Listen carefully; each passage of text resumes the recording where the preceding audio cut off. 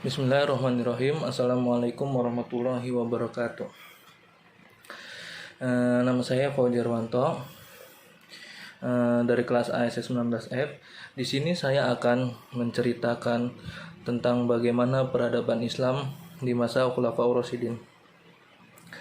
Pertama, saya akan menjelaskan terlebih dahulu Khulafaur Rasyidin itu apa.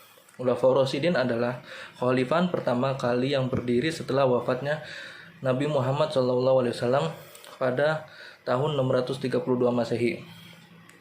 Khulafaur Rasyidin sendiri berjumlah 4 khalifah, yaitu Abu Bakar Siddiq, Umar bin Khattab, Utsman bin Affan, dan Ali bin Abi Thalib.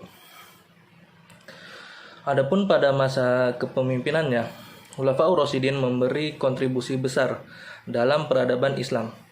Para khalifah yang berkuasa selalu menerapkan nilai-nilai ajaran Islam dalam kepemimpinannya, dan mereka dikenal mempunyai perilaku yang sangat terpuji yang patut diteladani oleh umatnya.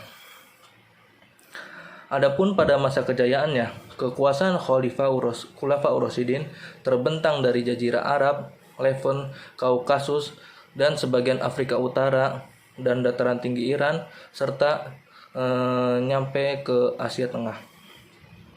Setelah Nabi Muhammad SAW wafat, umat Muslim sempat mengalami kebingungan karena beliau tidak meninggalkan wasiat tentang siapa yang akan menggantikannya sebagai pemimpin umat Islam selanjutnya setelah beliau wafat tersebut. Hal itu secara tidak langsung memberikan kebebasan kepada umat Islam untuk membuat model pemilihan khalifah. Tidak lama kemudian, sejumlah tokoh Muhajirin dan Ansor berkumpul di balai kota Bani Sa'idah di kota Madinah. Mereka memusyawarahkan siapa yang akan dipilih menjadi pemimpin selanjutnya. Hal ini secara tidak langsung memberikan kebebasan kepada umat Islam untuk membuat model pemilihan khalifah atau Khulafaur Rasyidin untuk memimpin umat Islam pada kala itu. Adapun yang pertama, pada masa Khulafaur Rasyidin yang pertama yaitu adalah pada masa Khalifah Abu Bakar As-Siddiq. Namanya adalah Abdullah bin Abi Qutaifah At-Tamimi. Di zaman pra-Islam bernama Abdullah ibnu Ka'bah. Kemudian diganti oleh Nabi menjadi Abdullah. Ia termasuk salah seorang sahabat yang utama. Julukannya Abu Bakar, Bapak Pemagi, karena dari pagi-pagi betul memeluk agama Islam. Ketika Nabi Muhammad wafat, Nabi tidak meninggalkan wasiat tentang siapa yang akan menggantikan beliau sebagai pemimpin politik umat Islam saat itu setelah beliau wafat. Beliau tampaknya menyerahkan persoalan tersebut pada kaum muslimin sendiri untuk menentukannya. Karena itulah tidak lama setelah beliau wafat dan jenazahnya belum dimakamkan, sejumlah tokoh Muhajirin dan Ansor berkumpul di balai kota Bani Sa'idah tersebut yang tadi sudah saya sebutkan di kota Madinah, memusyawarahkan siapa yang akan dipilih menjadi pemimpin. Akhirnya selama terjadinya musyawarah tersebut, musyawarah cukup alot karena masing-masing pihak baik Muhajirin maupun Ansor sama-sama merasa berhak menjadi pemimpin umat Islam. Namun dengan semangat ukhuwah Islamiyah yang tinggi, akhirnya Abu Bakar terpilih menjadi Khulafaur Rasyidin atau khalifah pada kala itu. Rupanya semangat keagamaan Abu Bakar yang tinggi mendapat penghargaan yang tinggi pula dari umat Islam, sehingga masing-masing pihak menerima dan membaiatnya sebagai khalifah pada kala itu. Masa awal pemerintahan Abu Bakar banyak diguncang oleh pemberontakan seperti orang-orang murtad yang mengaku-ngaku menjadi nabi, seperti contohnya Musailamah Al-Kadzab. Orang ini tuh mengaku-ngaku menjadi nabi gitu pada masa Khalifah Abu Bakar As-Siddiq, dan enggan membayar zakat. Karena hal inilah khalifah lebih memusatkan perhatiannya untuk memerangi para pemberontak tersebut. Maka dikirimlah pasukan untuk memerangi para pemberontak ke Yamamah. Dalam insiden itu, Banyak para hufadil Quran atau penghafal Al-Quran yang mati syahid.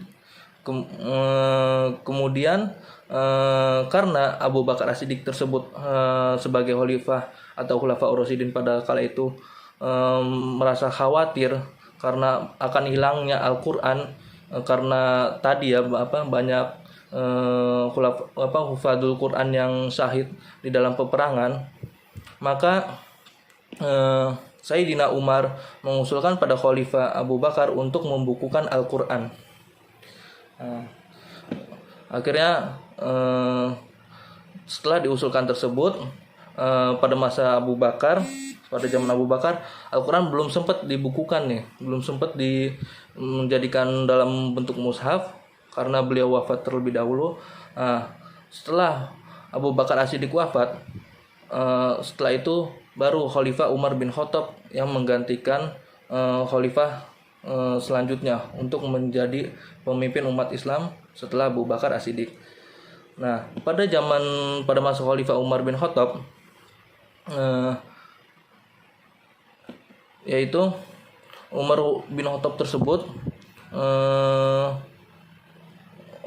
adalah khalifah kedua, dan khalifah kedua ini dinobatkan sebagai khalifah pertama yang sekaligus memangku jabatan panglima tertinggi pasukan Islam dengan gelar khusus Amirul Mukminin, panglima orang-orang yang beriman pada masa Umar bin Khattab. Dan pada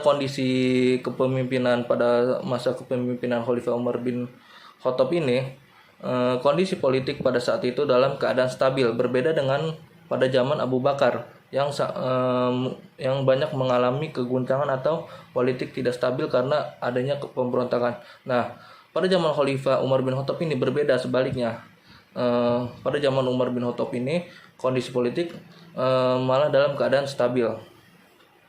Nah, akhirnya Umar bin Khattab berinisiatif untuk berusaha memperluas wilayah Islam, memperoleh hasil, dan Umar bin Khattab akhirnya memperoleh hasil yang gemilang. Wilayah Islam pada masa Umar bin Khattab meliputi semenanjung Arabia, Palestina, Syria, Persia, dan Mesir. Nah, jadi pada masa Umar bin Khattab ini wilayah Islam jadi lebih memperluas wilayah lagi gitu. Jadi wilayahnya lebih luas gitu sampai ke wilayah Mesir. Adapun pada Khalifah Utsman bin Affan, nama lengkapnya adalah Utsman bin Affan bin Abdul As bin Umayyah dari pihak Quraisy. Nah, ia memeluk Islam lantaran ajakan Abu Bakar dan menjadi salah seorang sahabat dekat Nabi melalui persaingan ketat dengan Ali. Nah, adapun pada zaman Khalifah Utsman bin Affan ini, masa pemerintahannya adalah yang terpanjang dan semua khalifah di zaman Khulafaur Rasyidin, yaitu masa jabatan Khalifah Utsman bin Affan yaitu 12 tahun lamanya. Tetapi sejarah mencatat tidak seluruh masa kekuasaannya menjadi saat yang baik dan sukses bagi beliau. Para pencatat sejarah membagi masa pemerintahan Utsman bin Affan menjadi 2 periode. 6 tahun pertama merupakan masa pemerintahan yang baik dan 6 tahun terakhir adalah masa pemerintahan yang buruk gitu. Jadi ada 2 periode, ada yang pas periode baik dan periode yang buruk.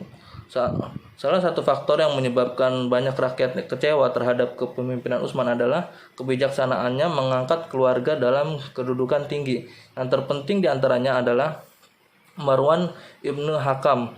Dialah pada dasarnya yang menjalankan pemerintahan, sedangkan Utsman hanya menyandang gelar sebagai khalifah gitu. Adapun pada masa Khalifah bin Ali bin Abi Thalib, yaitu masa jabatannya dari tahun 35 sampai 40 Hijriah. Nah, pada masa Khalifah Ali bin Abi Thalib ini, ketika Ali bin Abi Thalib diangkat menjadi khalifah, peristiwa pembunuhan Utsman mengakibatkan kegentingan di seluruh dunia Islam yang waktu itu sudah membentang sampai ke Persia dan Afrika Utara. Pemberontak yang waktu itu menguasai Madinah tidak mempunyai pilihan lain selain Ali bin Abi Thalib menjadi khalifah. Waktu itu Ali berusaha menolak, tetapi Jubair bin Awam dan Tolha bin Ubaidillah memaksa beliau sehingga akhirnya Ali menerima baiat mereka. menjadikan Ali satu-satunya khalifah yang dibaiat secara massal karena khalifah sebelumnya dipilih melalui cara yang berbeda-beda. Ali memerintah hanya 6 tahun. Selama masa pemerintahannya, ia menghadapi berbagai pemberontakan atau pergejolakan politik. Tidak ada masa sedikit pun dalam pemerintahannya yang dikatakan stabil politiknya. Jadi banyak permasalahan semasa Khalifah Ali bin Abi Thalib ini. Persoalan pertama yang dihadapi Ali adalah pemberontakan yang dilakukan oleh Tolha, Jubair, dan Aisyah. Alasan mereka adalah memberontak pemerintahan Ali dikarenakan Ali tidak mau menghukum para pembunuh Utsman bin Affan dan mereka menuntut bela terhadap darah Utsman yang telah ditumpahkan secara zolim. Bersamaan dengan itu, kebijakan-kebijakan Ali juga mengakibatkan timbulnya perlawanan dari gubernur di Damaskus, yaitu Muawiyah, yang didukung oleh sejumlah bekas pejabat tinggi yang merasa kehilangan kedudukan dan kejayaan. Peristiwa yang terkenal dalam masa Ali adalah terjadinya perang antara kubu Ali dan kubu Muawiyah. Perang tersebut terjadi di daerah bernama Siffin, sehingga perang ini disebut sebagai Perang Siffin. Jadi pada masa Khalifah Ali bin Abi Thalib ini terjadi peperangan yang besar yang dinamakan Perang Siffin dan Perang Jamal gitu. Dikarenakan ada perselisihan antara dua sahabat Nabi, yaitu Muawiyah dan Ali bin Abi Thalib. Meskipun demikian, kita tidak bisa menyalahkan salah satu pihak